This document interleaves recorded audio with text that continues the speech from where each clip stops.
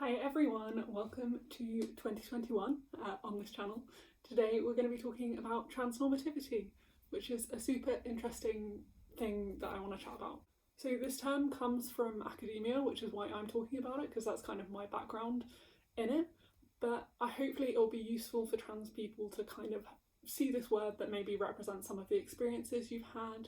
And if you're not trans, I think this will be a really useful video to help you kind of understand and conceptualize some of the things that trans people have to deal with on a daily basis that cis people just don't. So obviously I am cisgender, so please seek out trans voices on this a bit more.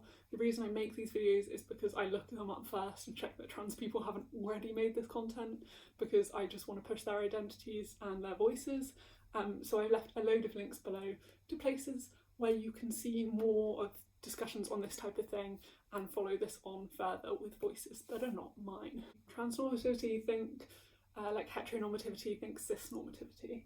It kind of refers to the path and the expectations that society expect a trans identity to follow through its development. It's how they expect trans people to interact with the system, and then if they don't follow this set out path, they face oppression, they face consequences because they're not following the path that is set out.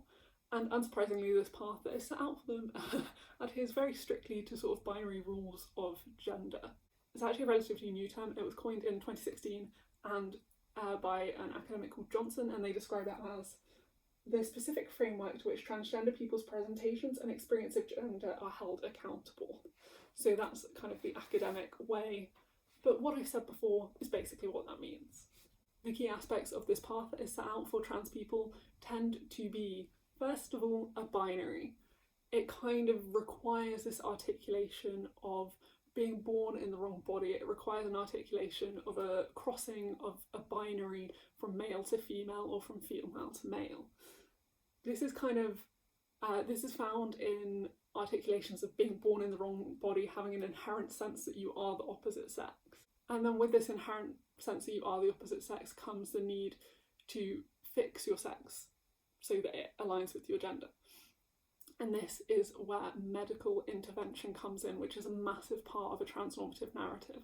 A transnormative narrative requires you to have medical intervention, and these follow two things. Firstly, you need a diagnosis of gender dysphoria, which kind of requires this long-standing identification with the opposite gender and sex.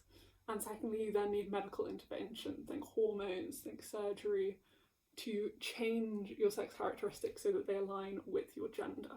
Trans people have basically no autonomy in this. There is a path that is set out that they are expected to follow, and if they follow that path, then they can get legal recognition in some cases and change their gender and sex markers permanently on things like passports.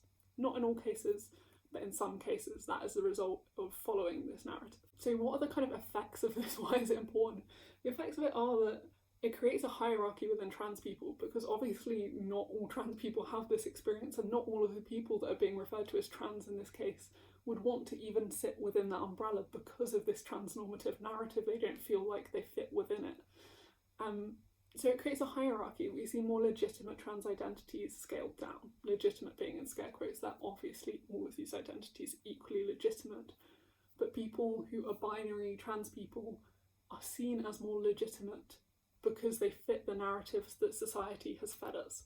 And the power that is given to these more legitimate identities basically erases any other form of trans identity, because these identities face even more oppression, because people don't understand them and haven't been taught to see them as recognisable, as legitimate, so they face more oppressions, are hidden, can't access the treatment that they need to be able to express the identities they have, or don't feel safe expressing those identities. So we don't see those identities, so they aren't represented, so the cycle continues, which replicates this transnormative narrative.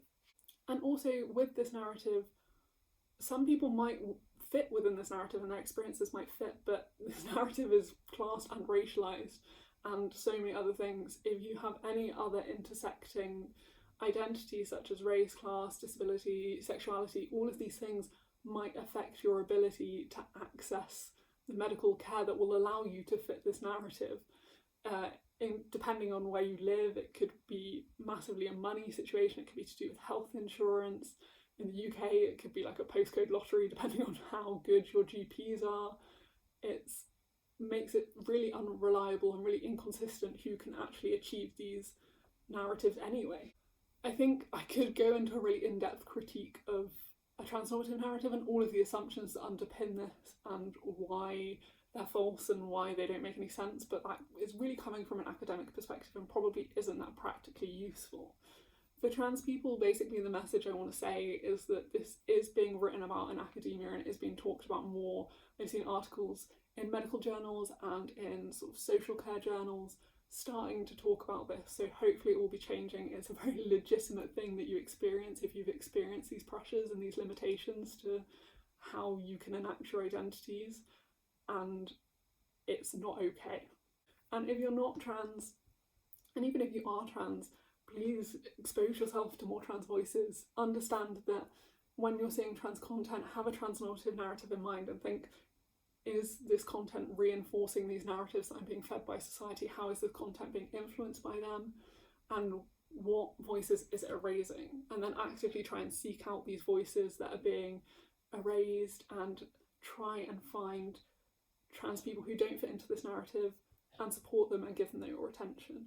I've left some links below that will hopefully help you start that journey and start broadening your horizons of what it can mean to be trans or non-binary, of any of these things. This is just a very, very small starting place. We have time in lockdown to educate ourselves. There are so many cool people doing so many cool things to fight gender norms. Please go and support them, give them all your love. They really need it and they really deserve it. And I'll see you next week. I have lots of cool videos coming up, I promise. So I had a bit of a break over Christmas, but I'm back. I'm back.